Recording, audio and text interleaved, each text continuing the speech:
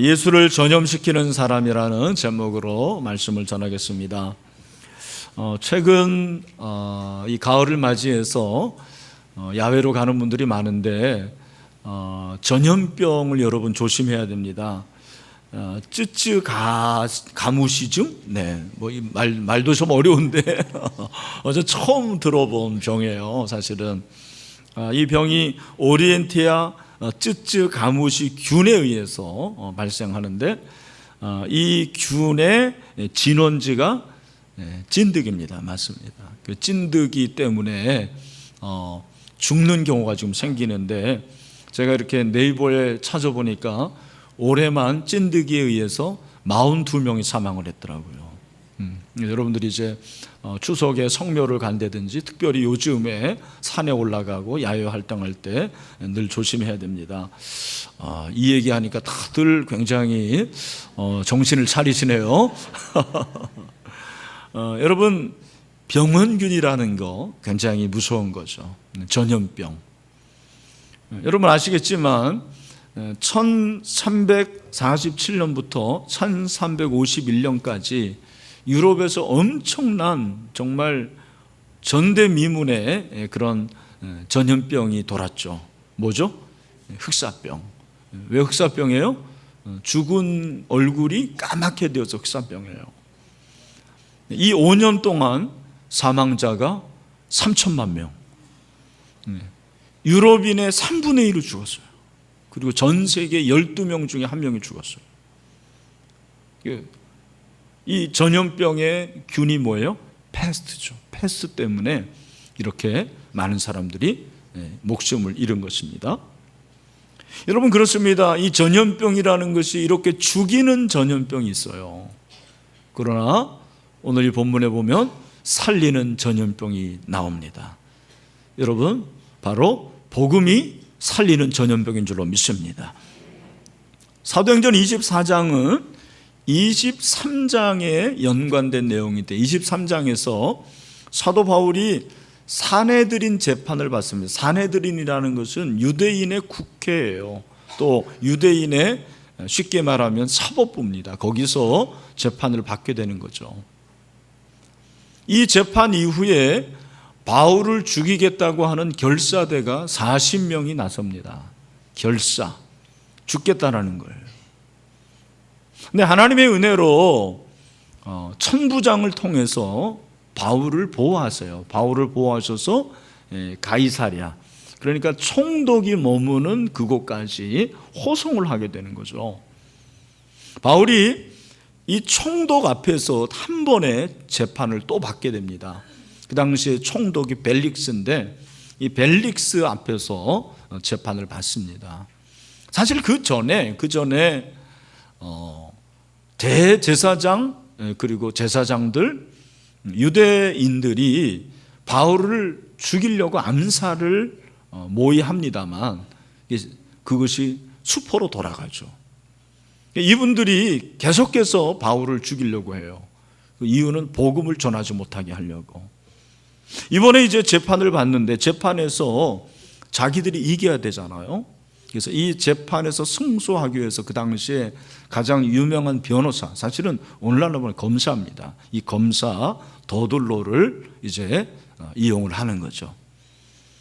2절을 보니까 바울을 부르매 더둘로가 고발하여 이르되, 이제 검사가 원고가 되잖아요, 보통. 그리고 피고 바울을 이제 고발을 하는 거죠. 고소를 합니다. 3절과 4절은 벨릭스에 대한 약간의 아첨입니다. 당신이 정치를 잘해서 우리 유대인들이 이렇게 잘 살게 되었노라고 그렇게 아첨을 하고, 5절에 보면 드디어 바울의 죄목에 나옵니다. 우리 5절 말씀 같이 한번 읽어봅시다. 시작. 우리가 보니 이 사람은 전염병 같은 자라 천하에 흩어진 유대인을 다 소요하게 하는 자요 나사렛 이단의 우두머리라. 6절까지 그가 또 성전을 더럽게 하려 함으로 우리가 잡아. 세 가지 제목입니다. 첫 번째는 뭐냐면 천하에 흩어진 유대인들을 소요하게 한다. 그리고 두 번째는 나사렛 이단의 우두머리고 세 번째는 성전을 더럽게 한다. 이 세 가지 죄목인데 다 거짓입니다.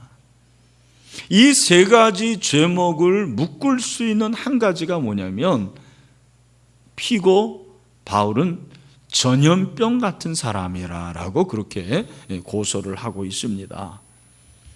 오늘 우리가 본문에서 주목해야 될 표현이 바로 이 전염병 같은 자. 그래서 오늘 설교 제목이 뭐예요? 예수를 전염시키는 사람. 여러분, 예수를 전염시키고 있습니까? 네. 사도 바울은 제목이 다른 게 아니고 예수님을 전염시켰다라는 것 때문에 지금 재판을 받는 거예요. 여기서 이 전염병이라는 거, 이 단어가 헬라어로는 공중의 위험을 초래하게 하는 새나 혹은 사람을 가리킨다고 그랬어요. 그러니까 그 당시에 전염병의 주된 원인 제공자가 사람이었고 혹은 새들입니다. 새들이 그렇게 병균을 옮겼습니다. 여러분, 더둘로가 왜 바울이 전염병 같은 사람이라고 했을까요? 사실 이것은 역설입니다. 이 사람의 마음속에는 바울이 지금 미운 거예요. 또 유대인들도 바울이 지금 괘씸한 거예요. 왜냐하면 자기들이 믿는 유대교 말고 예수라는 예수교를 전하는 거죠. 그 예수를 전하는데 많은 사람들이 영향을 받고 그리고 그 예수로 인해서 곳곳에서 놀라운 그러한 일들이 벌어지기 때문입니다. 너무너무 빨리 확산이 되는 거예요. 마치 뭐처럼? 전염병처럼. 그렇게 빨리 확산이 되는데 그 복음을 막을 방법이 없는 거예요. 그래서 바울을 죽이면 된다. 바울이 바로 이 전염병의 근원지이기 때문에 이 사람을 죽이면 된다고 판단을 했겠죠. 여러분, 우리는 여기서 중요한 한 가지 사실을 깨닫게 됩니다.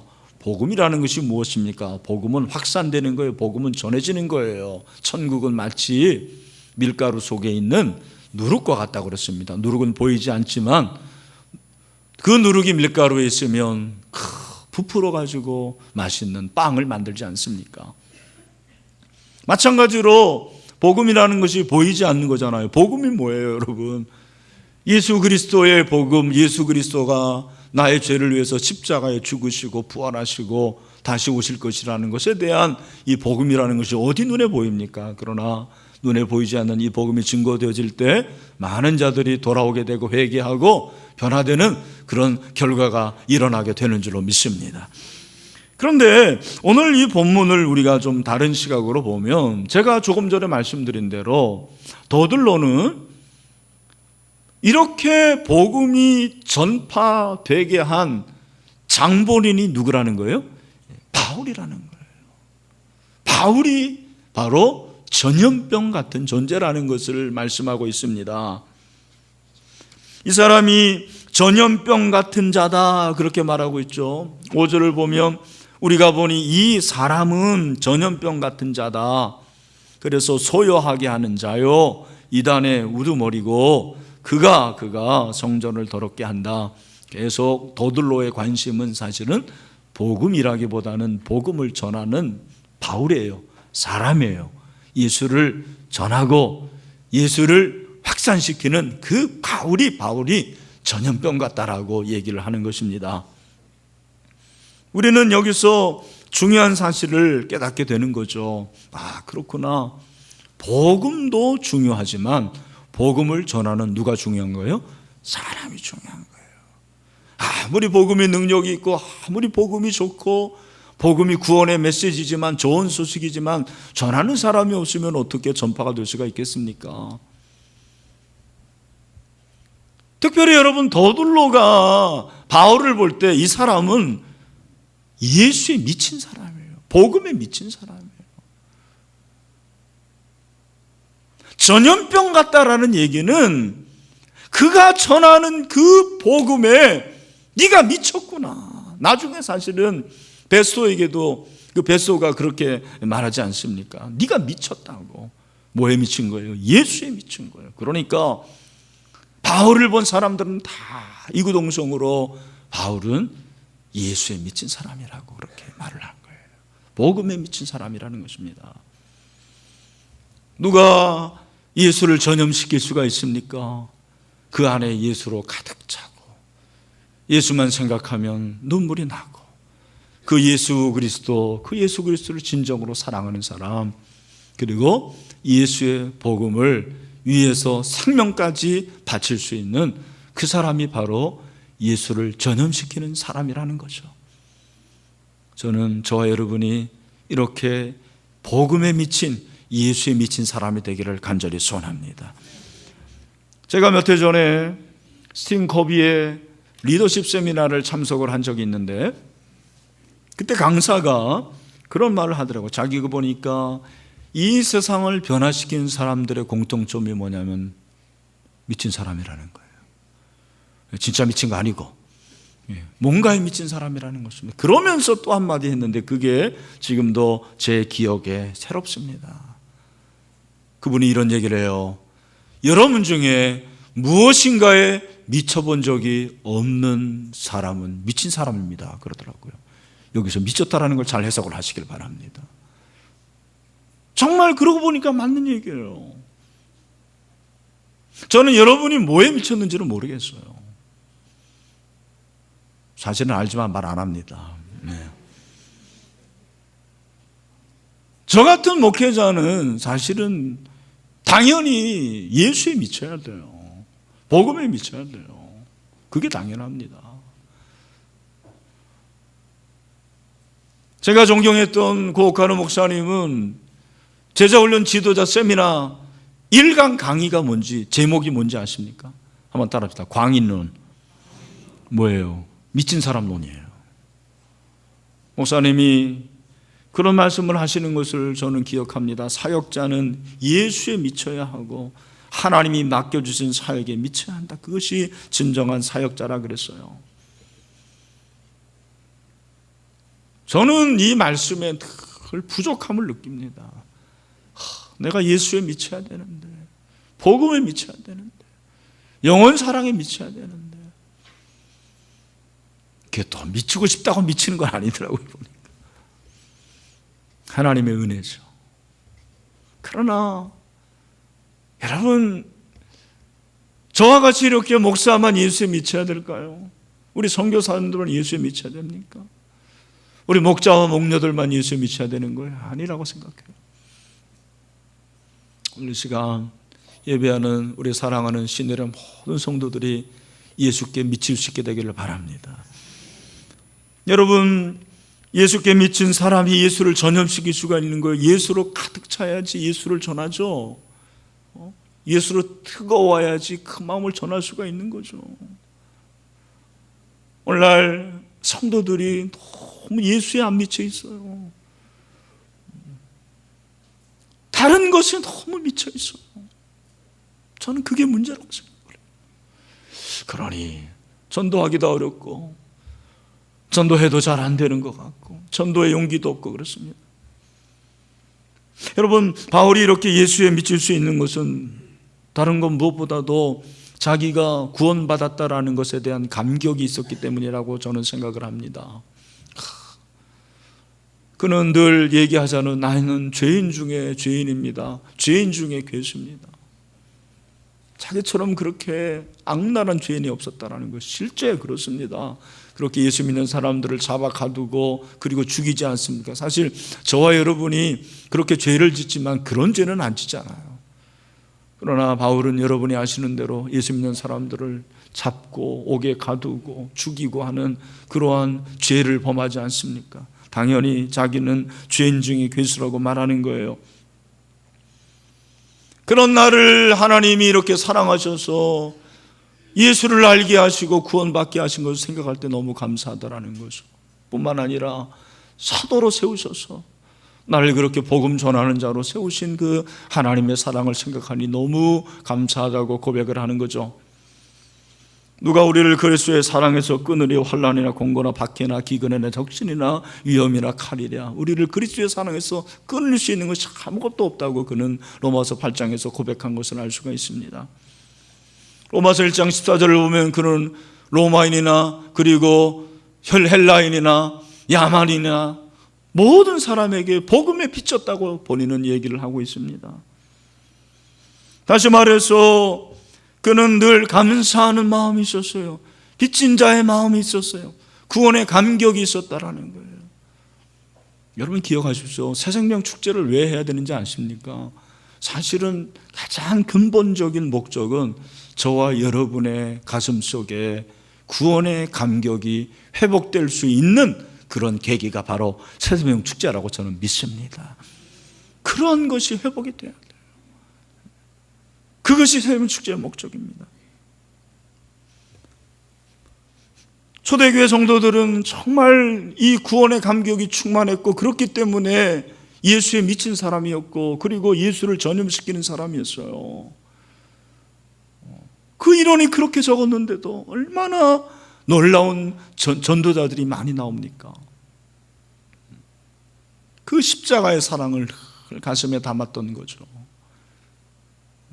주님 사랑이 늘 살아있었어요. 이 세기에 위경이라는 게 있습니다. 정경, 캐논 말고 또 성경이 있는데 거기에 나오는 내용입니다.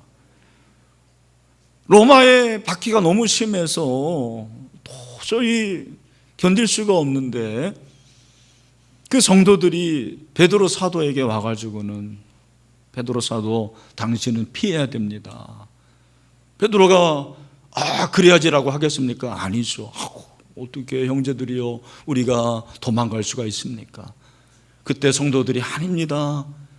당신을 위해서라기보다도 모든 사람들 위해서 그렇습니다. 지금 잠깐 피하시는 게 좋겠습니다. 워낙 권고를 하니까 하는 수 없이 이제 피하려고 성을 나오는데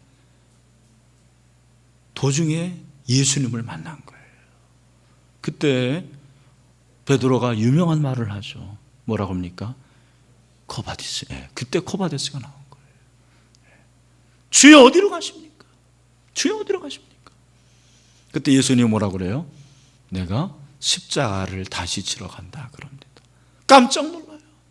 하나님 어떻게 주님이 다시 십자가를 지십니까? 그때 주님은 또 말씀하십니다.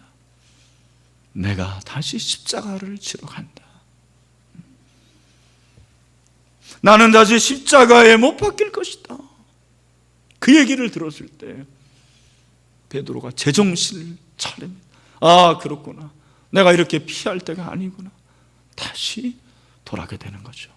다시 돌아갈 때 그 주님이 하늘로 올라가시는 모습을 보았다라는 거예요. 다시 로마로 돌아와서 복음을 전했다라는 그런 얘기가 있습니다. 여러분 그렇습니다. 예수 그리스도에 대한 감사와 신앙과 헌신이 회복될 수 있는 여러분이 되기를 간절히 소원합니다. 여러분 제가 이렇게 말하면 목사님 베드로와 바울 같은 사람은 다 사도고 제자니까 그런 거 아닙니까? 그들은 다 정말 부름받은 사람 아닙니까? 저 같은 사람이 어떻게 그렇게 예수에 미치고 예수를 전염시키는 사람이 될 수가 있습니까? 라고 묻는 분들이 있을 거예요. 아니에요 사실은. 여러분 잘 생각해 보면 오늘 이 시대에 정말 필요한 복음 전주자들이 누군가? 평신도들의 평신도들. 잘 들으십시오. 선교지에도 지금 목사들은 들어갈 비자가 없어요. 비자를 내주지 않아요. 그래서 비즈니스 비자를 가지고 들어가는 선교사들이 필요한 거예요. 여러분, 여러분의 직장에서 예수를 전염시키는 사람이 돼야 된다고요. 여러분이 만나는 사업장에서 사업하시는 그분들에게 정말 예수님이 살아계시고 예수님이 구원자라는 것을 말해줄 수 있는, 그리고 보여줄 수 있는 평신도 선교사들이 될 수 있게 되기를 주님의 이름으로 축원합니다. 여러분, 그런 의미에서 이 복음 전도라는 것은 어떤 특정한 사람의 몫이 아닙니다. 특정한 사람들만 해야 되는 사명이 아니에요. 왜 새생축제 해야 됩니까? 여러분, 새생축제를 해야 되는 목적이 뭐라고 생각을 하십니까? 그것은 복음 전도의 목적이기도 합니다. 왜 복음을 전도해야 되느냐? 첫 번째 한번 따라합시다. 하나님의 소원이기 때문이다. 우리가 왜 전도해야 돼요? 하나님의 소원이기 때문에. 하나님이 뭘 소원하세요? 전도를 원하세요. 왜? 많은 사람들이 구원받기를 원하시기 때문입니다. 디모데전서 2장 4절 말씀을 우리 다 같이 한번 크게 읽어봅시다. 시작. 하나님은 모든 사람이 구원을 받으며 진리를 아는 데 이르기를 원하시느니라. 할렐루야. 여러분, 하나님은 그리스도인들 뿐만 아니라 비그리스도인들이 구원받고 진리를 아는 데 이르기를 원하십니다. 그래서 전해야 되는 거예요. 두 번째, 왜 전도해야 되느냐? 예수님의 명령이기 때문입니다. 같이 한번 봅시다. 예수님의 명령이기 때문이다. 그래서 이 명령을 무슨 명령이라고 그래요? 지상명령. 지상이 뭐예요? 최고의 명령이라는 거예요. 최고의 명령. 위임명령이요. 이것은 또한 우리에게 맡겨주신 사명이기도 합니다. 이것은 어명입니다. 어명, 왕의 명령. 여러분, 왕의 명령을 어기면 어떻게 되는 거죠? 죽습니다. 사형이에요. 사형. 사약받아야 돼요. 예수님께서 승천하시기 전에 마태복음 28장 19절 20절에서 유언을 하시잖아요. 그 말씀이 무엇입니까? 우리 다 같이 한번 이거 암송해야 되는데, 우리 친일교회 교인 정도라면. 자, 다 같이 시작. 그러므로 너희는 가서 모든 민족을 제자로 삼아 아버지 아들과 성령의 이름으로 세례를 베풀고 내가 너에게 분부한 모든 것을 가르쳐 지키게 하라. 아멘. 볼지어다 내가 세상 끝날까지 너희와 항상 함께 있으리라 하시니라. 할렐루야. 여러분, 주님의 명령이기 때문에 순종해야 될 줄로 믿습니다. 세 번째, 왜 전도해야 되는가? 따라합시다. 교회의 존재 목적이기 때문이다. 사도행전 8장 4절 말씀 우리 다 같이 한번 읽어볼까요? 시작. 그 흩어진 사람들이 두루다니며 복음의 말씀을 전할세. 스데반이 죽은 다음에 예루살렘 교회를 하나님께서 그냥 흩어지게 하십니다. 그 왜 그러냐? 복음 전하 그러는 거예요. 사마리아로 가고 그리고 주변의 많은 지역에 가서 복음을 전하게 하시는 거죠. 여러분, 저는 참 잘 들어보세요. 제가 이 신일교회에서 목회하면서 가장 보람 있을 때가 언제일까요? 새생축제 때예요. 여러분, 새생축제 때 여러분들은 힘들지만 저는 더 힘듭니다. 네. 힘들지만 여러분, 예수 믿을 사람 그 자리에서 일어나셔야 할 때 벌떡 일어나는 걸 보면은요, 막 전율이 솟아요. 어떨 때는. 이게 돈 가지고 됩니까, 여러분? 돈 가지고 되는 일이 아니거든요. 하나님이 하시는 일이기 때문에 되는 줄로 믿습니다. 금주에도 기도회를 하는데 매일 우리 8시에 나와서 기도하고 있잖아요. 제가 참 우리 장로님들이 기도회 인도하시는 것을 보면서 여러분 이해하고 들으십시오. 야, 내가 참 목회를 잘했구나라는 생각이 들어요. 하나님의 은혜지만 그 장로님들이 그렇게 말씀을 전하고 복음을 위해서 기도하고, 이 자리에 나오는 사람들은 그렇게 많지 않아요. 1000명이 넘는 장년들이 있지만 그 중에 나오는 사람은 7, 80명밖에 안 되지만 이분들은 다 정말 교회를 사랑하는 분들이에요. 왜? 그 교회는, 그 기도는 자기를 위한 기도가 아니에요. 뭐 주세요, 뭐 복 주세요, 잘 되게 해주세요, 그런 기도가 아니고 단 하나입니다. 뭐냐면 영혼을 위한 기도, 영혼을 위한 기도. 근데 여러분, 신기하게 제가 기도회 때 제일 은혜 받는 기도회가 새생명 축제를 위한 기도회예요. 앉기만 하면 눈물이 나요. 참 신기해요. 마음이 감동이 있고. 이번에 한번 잠깐 못 오시는 분들을 위해서 한번 보시고, 또 이게 보기만 하고 안 오실까 봐 참 그런데 한번 도전을 받으시라고 한번 보여주세요.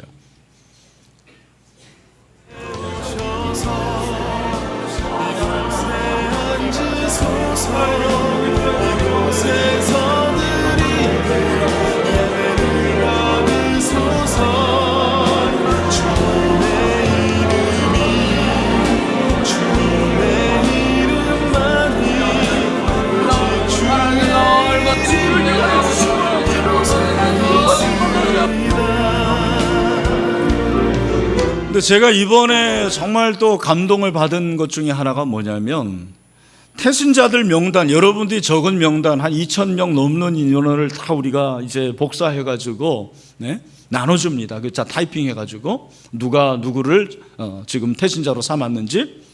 근데 여러분, 그 중에 우리 다문화 자매들이 태신자를 작정을 해요. 한번 보세요. 영어로 적어놔요. 그 이름 한글로 적었지만 읽기도 어려운 이름이에요. 제가 이번에 이거를 기도하면서 읽는데 눈물이 나는 거예요. 아니 여러분, 교회를 30년 40년 다니는데도 태신자 한 명 적으라면 안 적는 사람들이 꽤 있거든요. 한국말 하면서. 여러분, 이 자매들이 한국에 온 지 얼마나 됩니까? 3년 4년, 어떤 자매는 1, 2년밖에 안 되는데 친구가 몇 명이나 되겠습니까? 이야, 그 이름을 적는데 제가 기도하는데 막 눈물이 나는 거예요. 참 감사하다. 야, 이게 하나님이 하시는 일이구나. 여러분, 한번 나와보세요. 정말. 하나님께서 어떻게 일하시는지 보십시오. 여러분, 솔직히 말해서 10만 원 준다 그러면 안 오겠습니까? 일당? 근데 여러분, 한 영혼이 10만 원은 해요? 말로는 막 천하보다 귀하다 그러면서. 아니, 여러분의 그 친지가, 사랑하는 사람이 지금 암에 걸려가지고 죽을 지경이라면 여러분이 안 오겠습니까? 그런데 그 사람이 지금 멸망길로 가는데 우리는 지금 뭐 하고 있는 거예요? 참, 제가 이렇게 생각해 보니까 너무 귀한 거예요. 여러분, 저도요, 전도에 대해서는 정말 컴플렉스가 많은 사람이었고 지금도 꽤 있습니다. 저는 모태신앙, 이 모태신앙의 특징이 뭐죠? 못하는 게 많아요. 정말입니다. 그 중에서 특별히 뭘 못해요? 전도를 못해요. 신기해요. 이게 왜 그러냐 내가 생각해 보니까, 여러분이 물론 참 우리가 구원은 누구나 다 공짜로 받는 거지만 이 모태신앙들은 태어나자마자 그리스도인이 된 거예요. 이게 자기의 어떤 선택의 여지에 없이. 이 복음이 얼마나 귀한지를 몰라요. 그래서 복음 전하는 것을 그렇게 힘들어 하지 않습니다. 저도 그런 사람이었어요. 제가 정말 청소년 시절, 그리고 주일학교 시절에 뭐 모든 상을 다 제가 타지 않았겠습니까? 그러나 전도상은 잘 주지도 않은 것 같고 잘 받지도 못했어요. 그러다가 제가 예수 그리스도 인격적으로 만나고 이제 신학대학원에 들어가가지고 보니까 내가 전도사잖아요. 전도사가 어떤 사람이죠? 전도의 도사가 전도사예요. 근데 내가 전도를 못하고 있더라고요. 얼마나 내가 부끄러운지. 그래서 제가 안 되겠다, 이제 전도를 해야겠다 해가지고 정말 전도하는데 제가 힘을 썼어요. 노방전도도 하고 지하철에서도 전도하고 제 친구들 전도하고. 여러분, 전도하니까요 하나님께서 힘을 주시더라고요. 능력을 주시더라고요. 영적으로 침체된 사람의 특징이 전도 못해요. 예배가 은혜가 안 돼요. 참 신기한 거예요. 성령 충만한 사람의 특징이 뭐냐면 전도하는 게 기뻐요. 즐거워요. 예배가 너무 기다려져요. 신기한 거예요. 제가 그렇게 복음을 전하게 되니까요 하나님께서 은혜를 주시는데, 저는 이제 맡은 부서마다 어느 부서를 가든지 전도 집회를 하는 거예요. 아이들이 그렇게 전도를 해와요. 제가 지금도 기억이 새로워요. 처음 전도사 됐을 때 3, 4학년 가르쳤거든요. 그 4학년 애들이, 그 여자애들이 그렇게 전사님 오늘도 전도회 왔어요. 막 어떤 애 10명씩 해오는 거예요. 네. 뭐 부서가 금방 부흥하죠. 저는 참 감사한 게 우리 교회가 전도가 되는 게 감사합니다. 제자 훈련의 묘미는 저는 재생산이라고 생각을 해요. 근데 우리 교회는 제자 훈련 받은 분들이 다 복음 전도에 헌신하는 분들이에요. 우리 제자 훈련 받는 분들, 앞으로 받을 분들 복음 전도를 위해서 헌신할 수 있게 되기를 축원합니다. 여러분, 내가 장로님인데, 권사님인데, 내가 안수 집사님인데 한 명도 전도 못하고 직분을 받았다라는 것은 놀라운 일 아닙니까? 그 기적 아닙니까? 우리가 하나님 나라에 갈 때 가져가는 건 아무것도 없어요. 무슨 집이든 차든 여러분 학위든 다 놓고 갑니다. 그러나 한 가지 가져가는 건데 그게 뭐냐면 내가 전도한 영혼들은 데려가는 거예요. 왜? 그 영혼들이 가니까 천국에.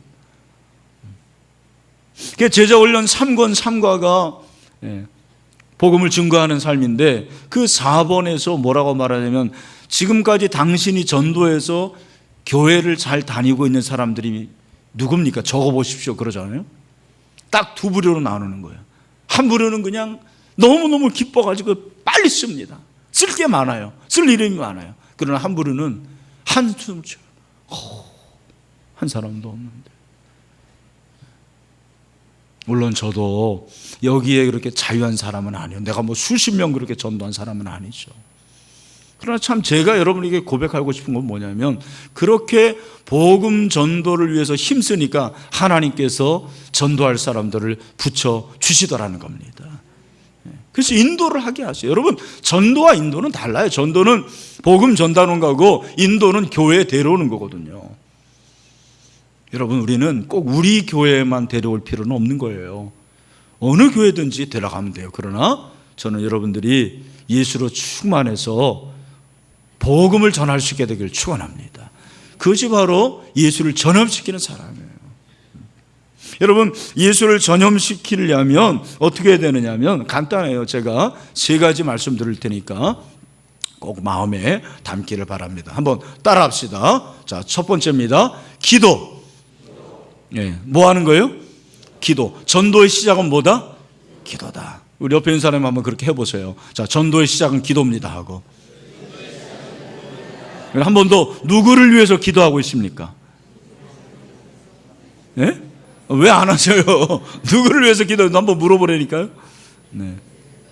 네. 여러분, 내가 기도하는 그 사람이 전도하는 사람이거든요.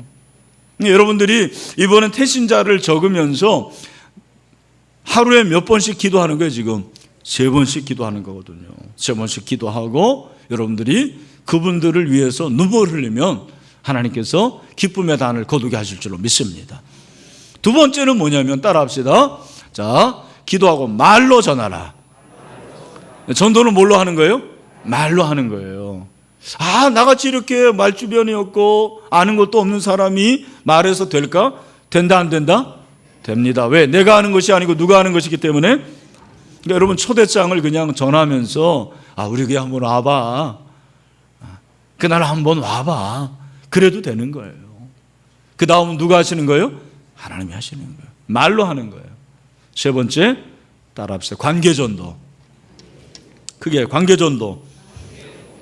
제가 지금까지 목회하면서 또 인생을 살면서 가장 중요한 원리를 깨달은 게 뭐냐? 인생은 뭐다? 관계다. 이게 전도를 잘 못하고 특별히 인도를 못하는 사람의 특징이 뭐냐? 관계가 안 좋은 거예요, 사실은. 아니면 사회에서 자기가 교회 다니라는 것을 밝히질 않는 거죠. 그러니까 전할 수가 없는 거죠. 아니, 우리가 인생을 40년, 50년 살았는데 여러분, 어떤 한 날을 정해놓고 그날 한 번 와달라고 그랬는데 한 명도 못 온다라는 게 그게 말이 됩니까? 저는 이해는 안 갑니다. 우리 대학 동창들 29일 날 우리 교회에서 모여요. 여러분, 그 정도 영향력은 있어야 되는 거 아닙니까? 믿고 안 믿고는 그 다음 문제예요. 여러분 기억하십시오.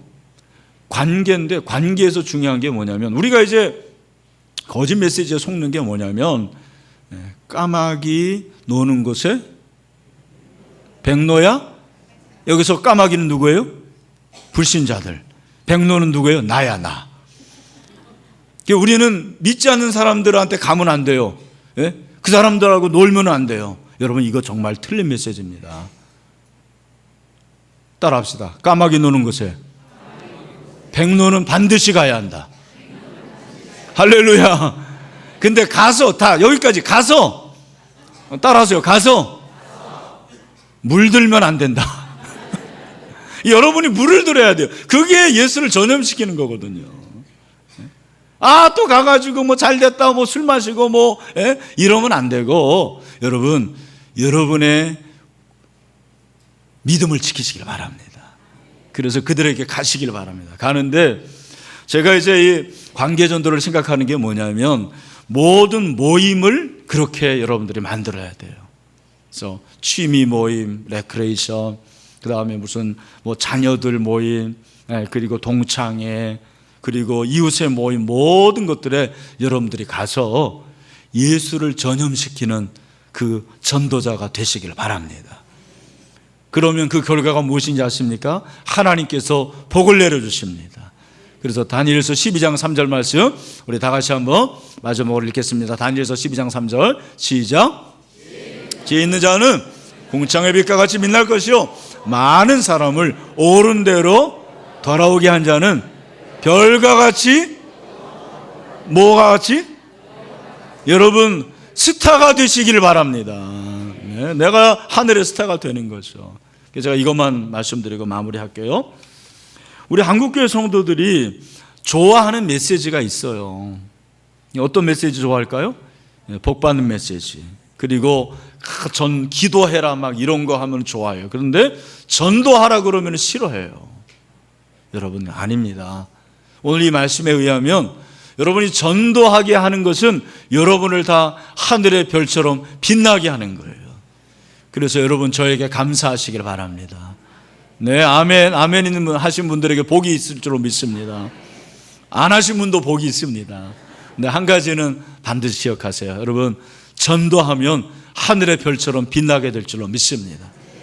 우리 교회가 그 모델입니다. 우리 교회에 뭐 내세울 게 뭐가 있습니까? 정말 그렇지 않습니까? 그러나 전도하니까 하나님께서 우리 교회를 빛나게 하시는 줄로 믿습니다. 할렐루야. 말씀을 맺습니다. 사랑하는 성도 여러분, 예수를 전염시킵시다. 예수에 미치면 됩니다. 그렇게 예수를 전염시키는 하나님의 제자들이 되기를 주님의 이름으로 축원합니다. 우리 시간에 다 같이 한번 가슴에 손을 얹고 기도합니다. 우리 이제 작정하기 전에 한 1분 정도 기도했으면 좋겠습니다. 하나님 저에게 은혜를 주시고 정말 저의 마음속에 구원의 감격을 회복시켜 주셔서 저를 통해서 구원의 역사가 일어나기를 원합니다. 하나님 예수를 전염시키는 사람이 되기를 원합니다 하는 마음을 가지고 이 시간에 기도했으면 좋겠습니다. 하나님 아버지